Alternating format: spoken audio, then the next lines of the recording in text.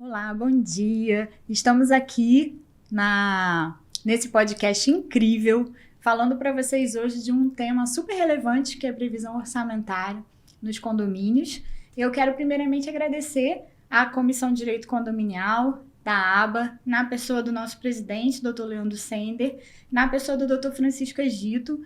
Quero também agradecer a presença da comunidade SESC aqui, da doutora Andréia Reschke, e a comunidade Expert em Condomínios. E nós estamos aqui com duas Expert hoje em condomínio. E eu queria passar a palavra para o Dr. Cláudio Honor, para ele poder se apresentar, falar um pouquinho dessa vivência em condomínio e compartilha com a gente, Dr. Cláudio Honor, essa experiência aí condominial. Bom dia. Primeiro agradecer o convite aqui da ABA, da Expert em Condomínio, para estar aqui aprendendo. Na verdade, eu quero aprender com essas especialistas, né? Dividir nossas experiências regionais, né? Tem gente aqui, a colega do Sergipe, BH, Rio de Janeiro, e eu sou do Espírito Santo, de Vitória, e a gente vai aprender muito mais aqui em condomínio. Eu já trabalho com condomínio há 30 anos, comecei como contador, e depois passei a administração condominial, parei com a contabilidade empresarial e me especializei em condomínio. Então, sempre falar de condomínio, assim, a gente sempre tem coisa para aprender. Então, vai ser um prazer a gente estar aqui junto, batendo esse papo. Vamos junto nessa empreitada condominial. E doutora Gabriela Rodrigues, compartilha com a gente essa experiência aí condominial da SESC, que está nessa comunidade incrível aí de especialistas. Sim.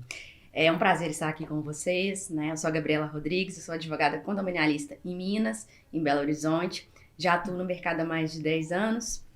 Participo da comunidade dos Expert em Condomínios, né? Com a Andréia Reschke. Queria agradecer, né, a oportunidade de estar aqui hoje, agradecer o Dr. Francisco Egito, doutora Andréia, e vamos falar um pouquinho, né, vamos bater um papo aí sobre a previsão orçamentária nos condomínios.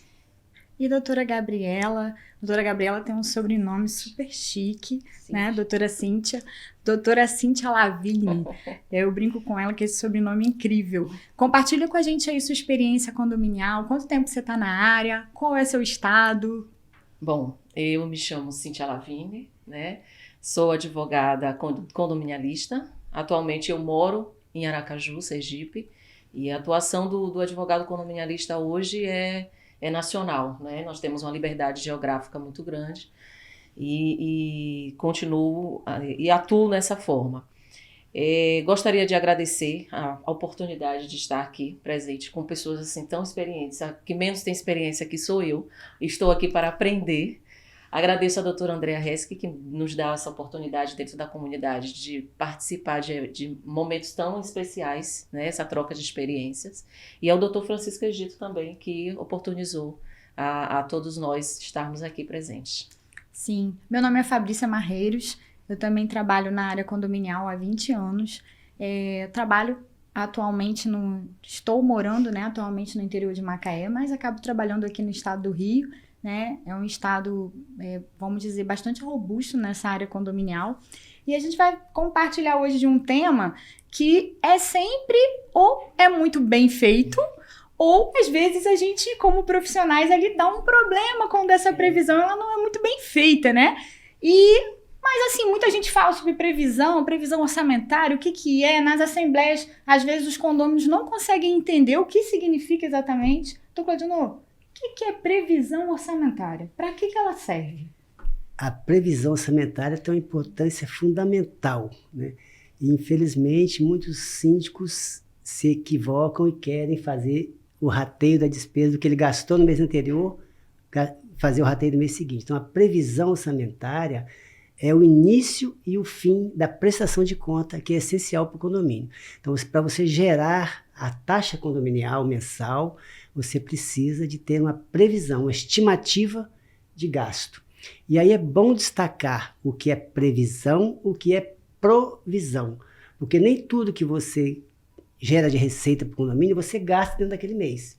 Por exemplo, férias de empregado, 13º, fundo de reserva, isso são contas de provisão. Provisionar significa guardar para um gasto futuro.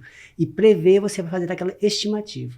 Então, você precisa fazer uma previsão orçamentária para 12 meses, baseado nos custos operacionais do condomínio e nas provisões que você tem que fazer. Os fundos de reserva, fundo de obras, fundo para direitos trabalhistas, e guardar esse dinheiro para gastar no tempo futuro, tá certo? E a obrigatoriedade de fazer está prevista em lei, e depois as doutoras vão poder explicar melhor essas obrigações que o síndico tem que cumprir. Muito bom.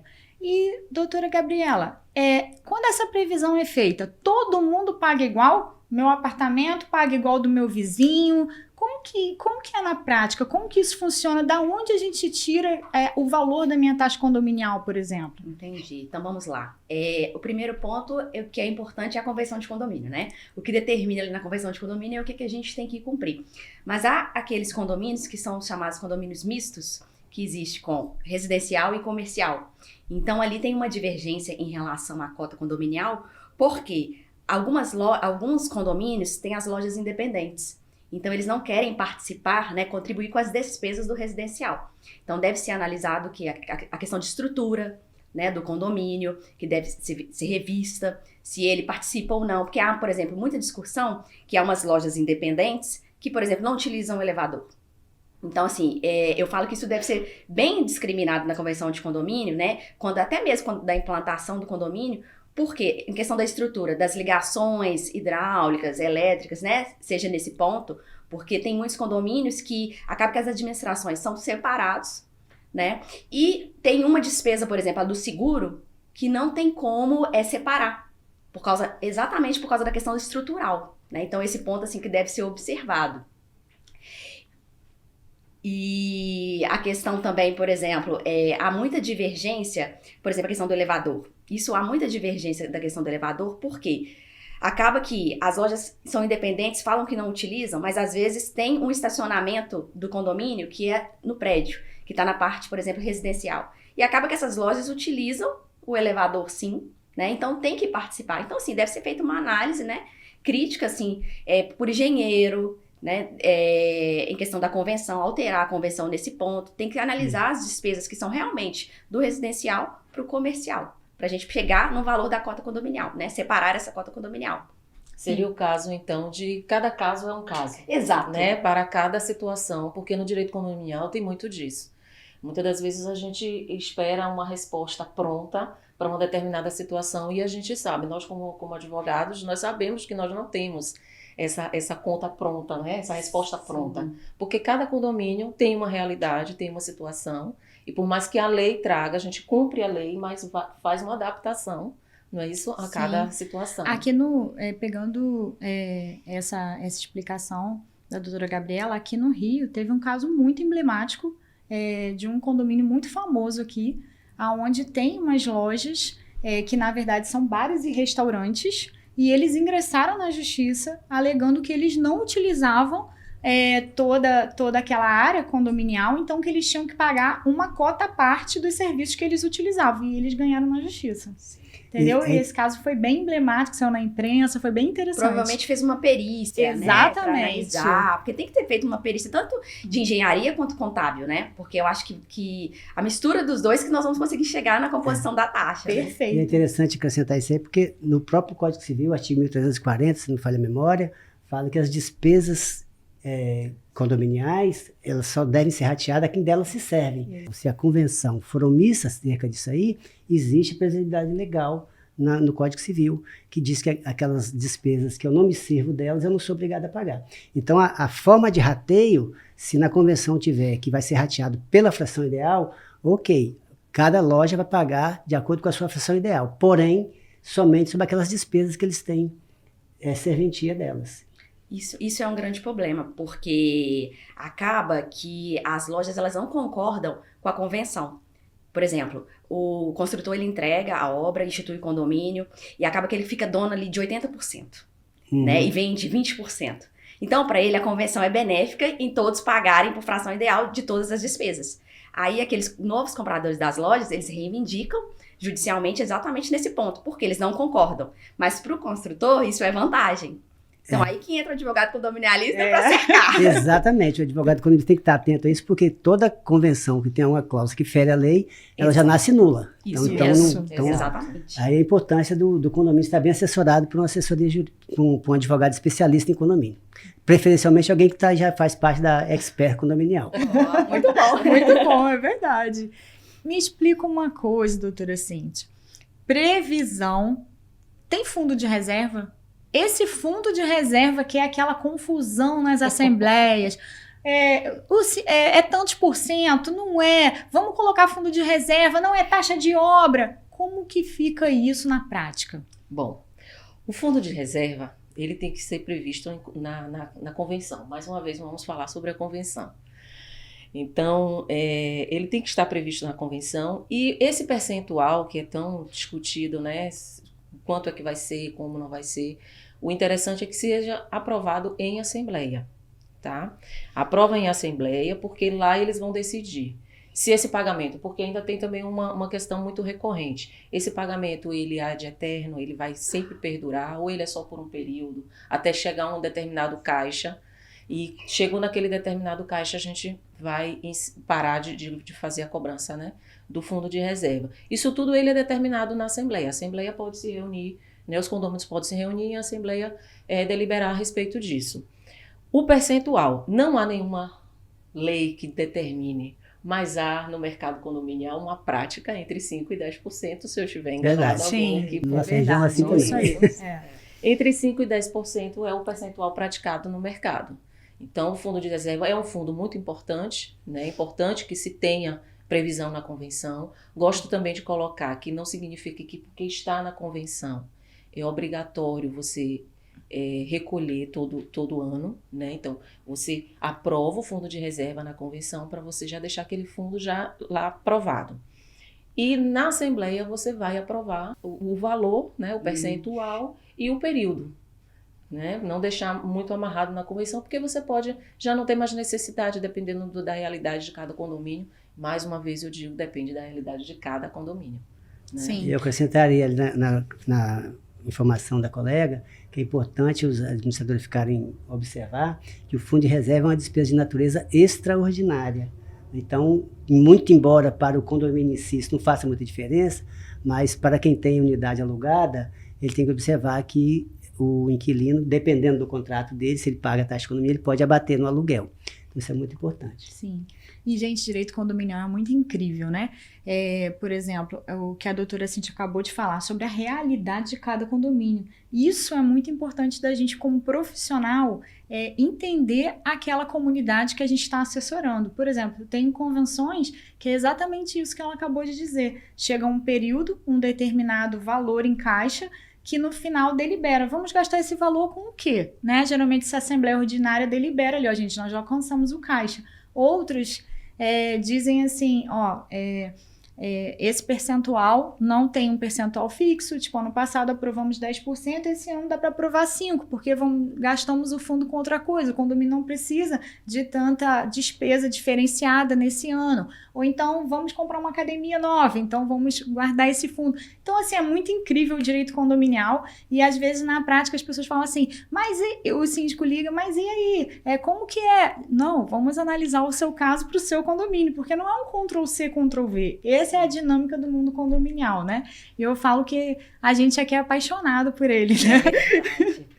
E aproveitando o gancho, essa questão da cobrança, né, do fundo de reserva, porque tem convenção que é a obrigatoriedade de cobrar. E acaba que tem síndico que fala assim, mas eu não vou cobrar. E aí ele tá errando, né? Ele tá errando porque ele tem que cumprir a convenção. Então, de toda forma, se ele quer fazer uma modificação, vamos lá fazer então uma ratificação da convenção. Porque se ele não cumprir, ele já não está cumprindo uma obrigação que é prevista no Código Civil, que é cumprir a convenção, o regimento e as assembleias, né? Porque ele não pode, por bem, vamos lá em assembleia, vamos mudar o fundo de reserva. Não, infelizmente não. Não é assim, né? Ele tem que mudar a convenção. Tem outro mito acerca do fundo de reserva, se o síndico pode ou não utilizar esse fundo de reserva sem depender da Assembleia. Nossa, isso é sempre uma confusão Isso na é Assembleia. ponto Explica grave. aí, doutor Claudio. Eu entendo que o síndico pode usar, baseado no artigo 1341, quando ele tem que fazer uma obra de despesa urgente e necessária. Se ele tem uma necessidade urgente e necessária, ele pode gastar. E aí depois ele leva para a Assembleia para dizer se recompõe o fundo, se não recompõe, porque o fundo de reserva, o objeto dele é exatamente as despesas emergenciais. Então, se aparecer uma obrigação de natureza necessária e urgente, o síndico pode se valer desse fundo de reserva e depois submete à Assembleia. É verdade. E tem um ponto também, doutor, que é o quê? Às vezes o síndico utiliza o fundo de reserva para pagar as despesas ordinárias. Esse é um erro. Isso é o Aí erro. tá o grave, né? É o erro sério. Isso acontece, infelizmente. E aí depois fala na Assembleia, vamos ter que aumentar a taxa de condomínio. Ou então vou ter que repor o fundo de reserva, porque essa Exatamente. frase é horrível, né? Vamos ter que Aí repor o ele fundo vai de reserva. ele vai para a Isso. previsão orçamentária. Se a previsão Exatamente. orçamentária dele furou, ele tem que convocar uma extraordinária Exatamente. e recompor o, fundo o caixa dele. Olha, eu errei na previsão orçamentária, eu preciso corrigir.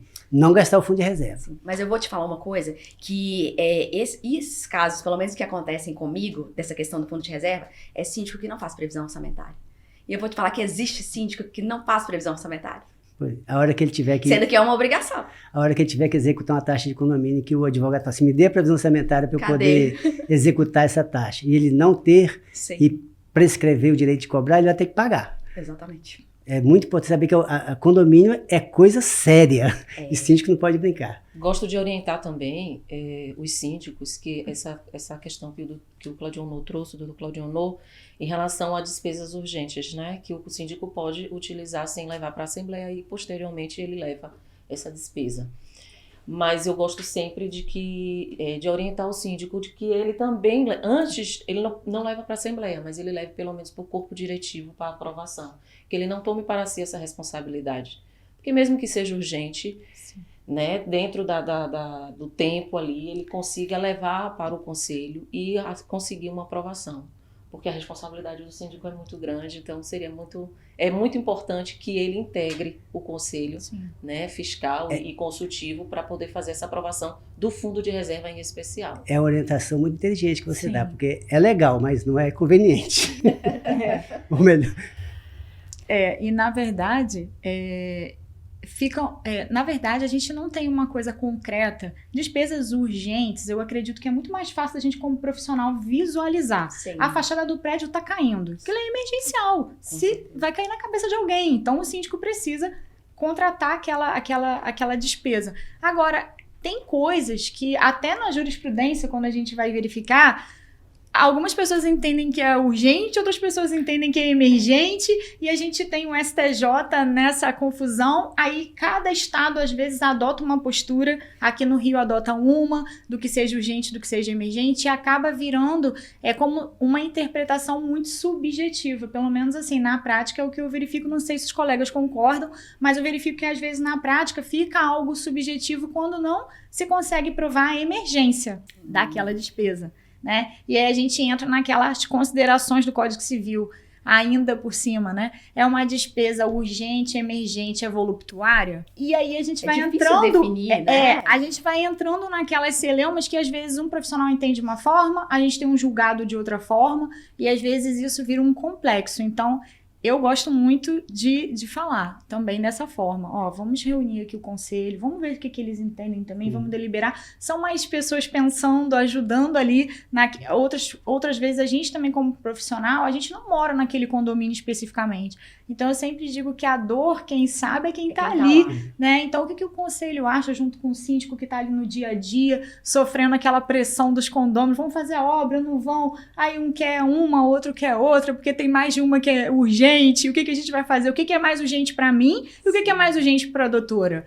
Às vezes, na prática, isso é complexo. Vocês concordam? Eu criei um parâmetro de urgência da seguinte forma. Se vai paralisar a funcionalidade do condomínio, por exemplo, o elevador quebrou um prédio de 10 andares, parou os 2 elevadores, é urgente. Se vai interferir na funcionalidade do edifício, ou se vai colocar em risco a segurança das pessoas, então eu caracterizo como urgente. O resto, se puder planejar sem colocar em risco, nem parar a funcionalidade, não é urgente. Esse é o parâmetro que eu uso na minha gestão. Eu acho que depende, por isso que é aquele atendimento personalizado, né? É. Cada condomínio é de uma forma, cada condomínio tem a sua urgência. Porque às vezes tem esse condomínio que o doutor citou, que precisa realmente trocar o elevador, fazer essa manutenção. Já tem outro que tá tudo certinho a manutenção, mas precisa mexer no jardim, precisa arrumar o jardim, precisa trocar o portão, a frente assim de vidro que tá usando muito. Então, assim, às vezes aquela urgência para eles. Então, por isso que eu falo que cada condomínio depende de uma forma, né? A gente tem que analisar cada caso mesmo. Não adianta Exato. falar de uma forma geral. É muito difícil. Sim. Gente, o que vocês acham aí? Aquela história de desconto de pontualidade.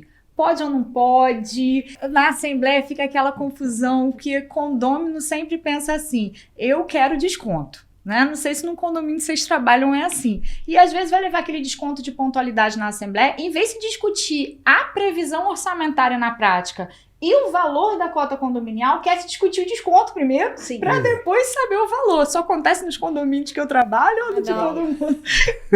Olha, existe o entendimento da STJ que é legal, tá? Mas na prática nós temos que ter alguns detalhes que tem que atender. Primeiro, se você precisa de arrecadar 1.000, você não pode dar um desconto sobre 1.000. Você precisa multiplicar aí por 11 para deduzir 10, por exemplo. Então, você tem que ter essa provisão para o desconto. Tá? A diferença de previsão e provisão. Então, você precisa provisionar a verba para o desconto. E a gente precisa dar um nome para essa provisão. Por exemplo, um fundo para melhorias. E aí você coloca na sua Assembleia, na ata que você for aprovar esse desconto, que aquele que pagar antes do vencimento, você vai ficar isento daquele desconto. E tem que ter uma diferenciação da data. Por exemplo, se a taxa de condomínio vence o dia 15, até o dia 10 paga com desconto, do dia 10 até o dia 15 paga sem multa e sem juros, perde só o desconto. Aí a partir do dia 15 que você vai ter multa, juros e correção. Então esses detalhezinhos precisam ser bem detalhados e aprovar isso em Assembleia.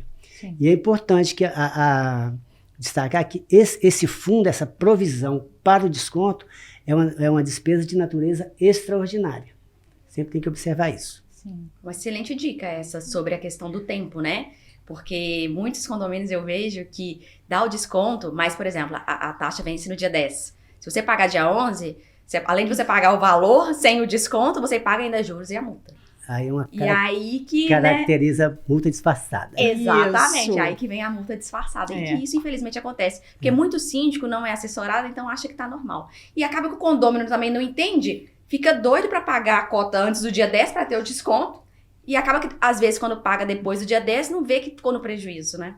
Infelizmente. Sim, ele não sabe fazer essa conta, né? Porque até na ata tá escrito ali, até o dia 10. Ele vai economizar o máximo para ganhar 20, 30 reais de desconto. E eu trabalhei uma vez pro condomínio, quando eu cheguei, o valor do desconto era 100 reais, doutores. Olha. Eu falei, nossa, tá ganhando na loteria. A pessoa aqui, né, ela tem 1.200 reais de desconto no ano. Né? E aí depois eu consegui tirar esse desconto, eu ia falar né? Porque era um desconto. Doutora, né? eu ia falar sobre isso, porque é muito comum, né? Pelo menos na minha região, você ter um desconto de 50, 80 reais. E eu concordo com o doutor Claudio Ono, que realmente o STJ tem um entendimento favorável, né? Nós não temos previsão legal, mas a jurisprudência do STJ sim. Em que pese os tribunais, né? Os tribunais estaduais, eles entendem que é uma multa disfarçada, sim. Assim como eu acredito que uma boa parte dos advogados condominialistas entendem dessa forma, que é uma multa disfarçada, sim. Destaco aí mais uma vez a importância da assessoria jurídica no condomínio, porque essa decisão do STJ ela não é vinculante, então o advogado de cada região tem que estar atento como pensam os seus tribunais, para não submeter o condomínio a uma decisão equivocada. Exatamente, porque não é uma decisão vinculante e eu já tive condômino de me dizer, mas doutora, o STJ disse que pode. Então, assim, a gente tem que explicar que, olha, apesar do entendimento do STJ, e inclusive o entendimento do STJ é baseado numa decisão da ministra Nancy Andrighi, que foi em relação a inquilino e proprietário, ou seja, não foi especificamente sobre taxa condominial, né? Então, e eles utilizaram essa decisão dela, que ela entende que, né, o desconto, pontualidade, é uma bonificação para Sim. para evitar a inadimplência, né, do inquilino.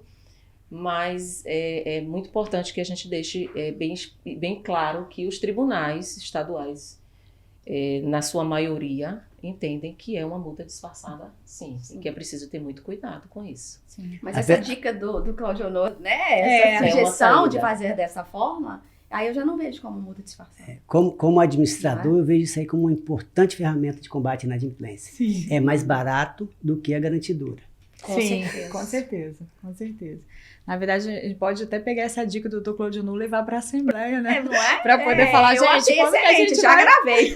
Quando que a gente vai decidir o que é urgente, o que é emergente para poder fazer, né? Até porque não fica de forma subjetiva ali, a massa condominial acaba aprovando, né? Sim. Algo assim do tipo, né?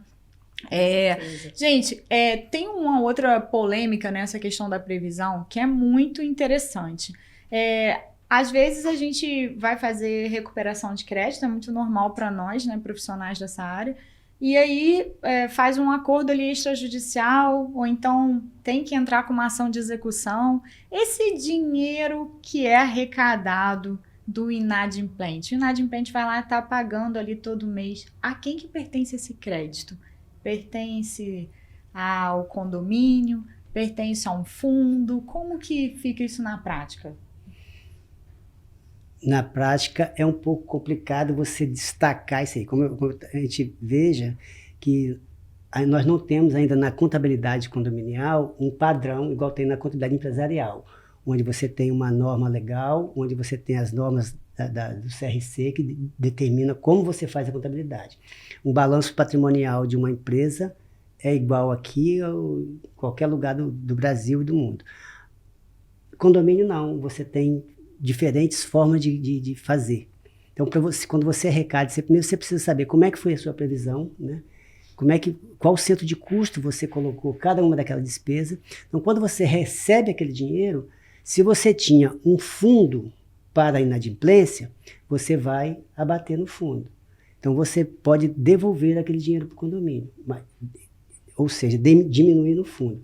Mas eu entendo que a recuperação do crédito, ela é do condomínio. O condomínio é que vai dizer para onde vai colocar, entendeu? Sim. Se você tiver que devolver esse dinheiro ou abater na previsão, você tem que apropriar cada despesa no seu devido centro de custo. Ou seja, fundo de reserva vai para fundo de reserva, obra vai para obra. Então, se você não tem essa provisão de desconto... Vai para o caixa, vai para o caixa, porque quando você...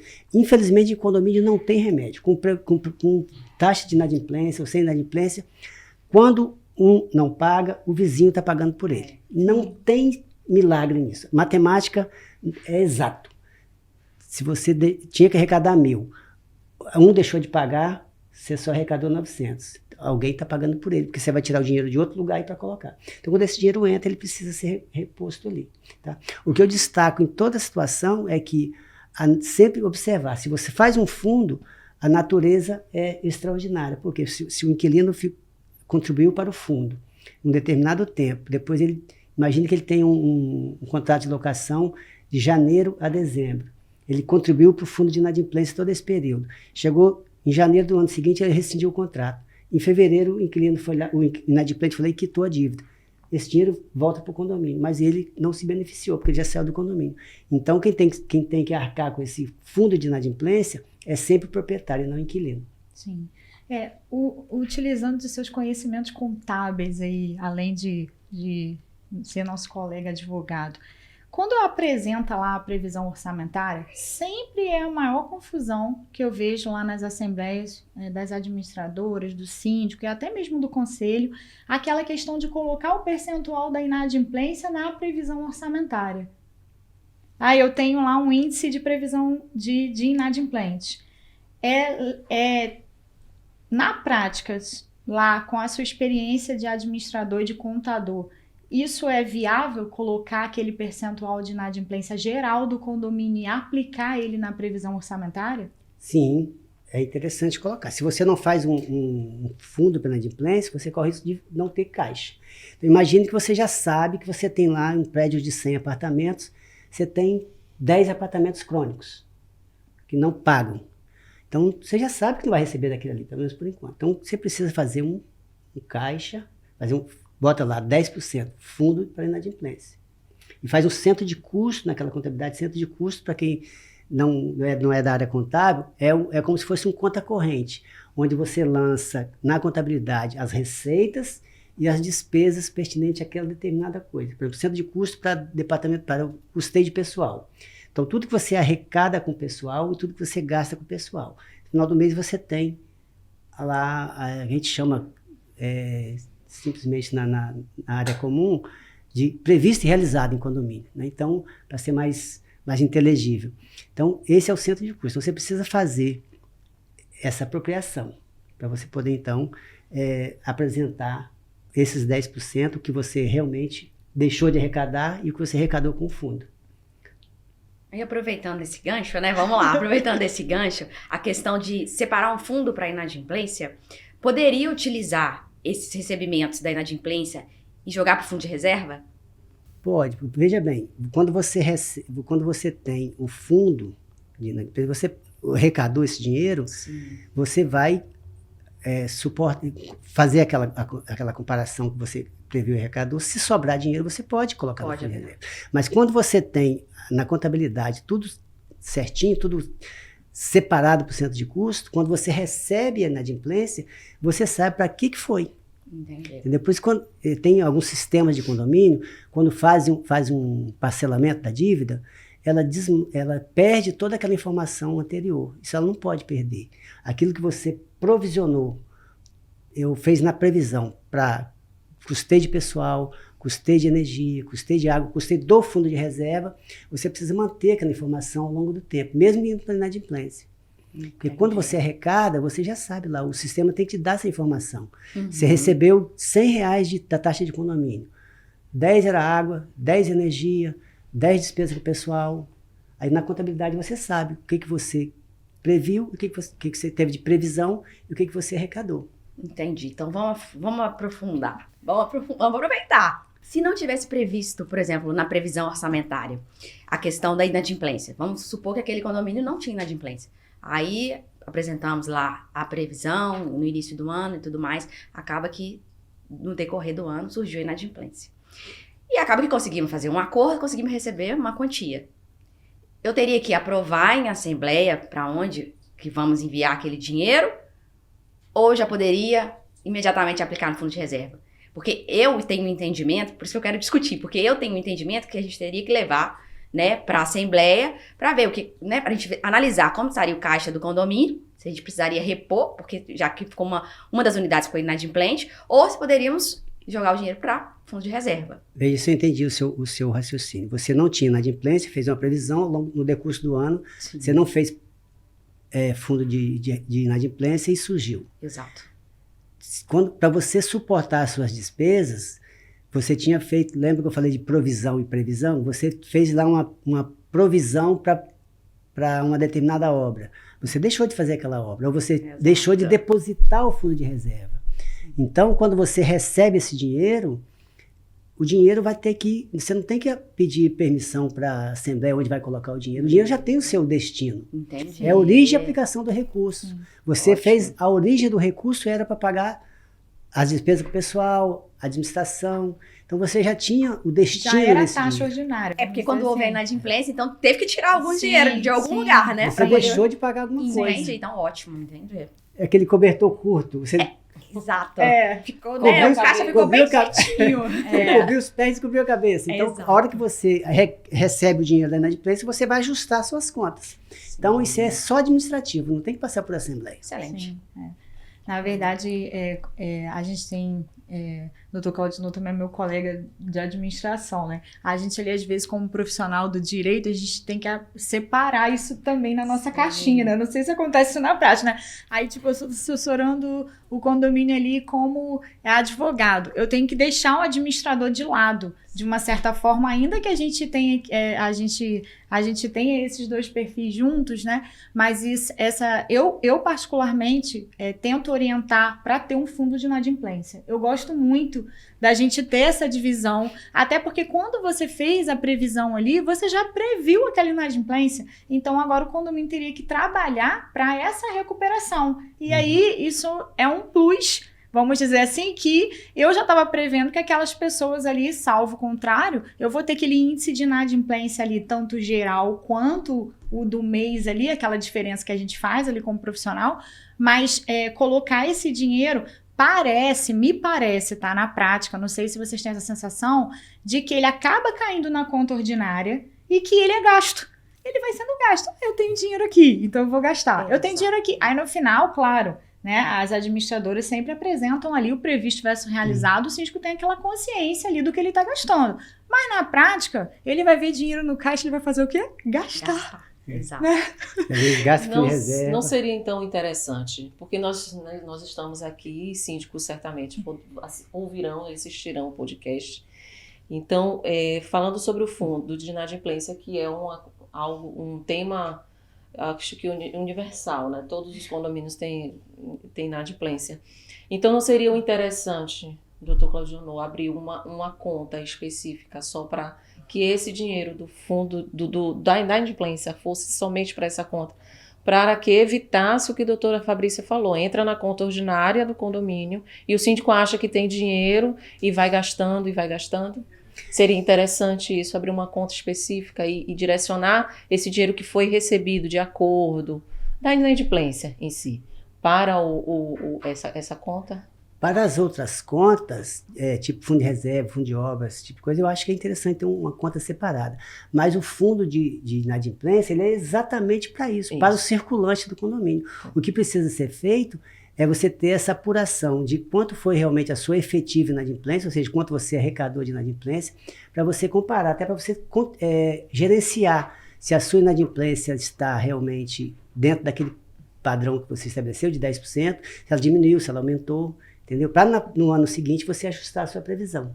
Sim. Vamos passar aqui para considerações finais, né?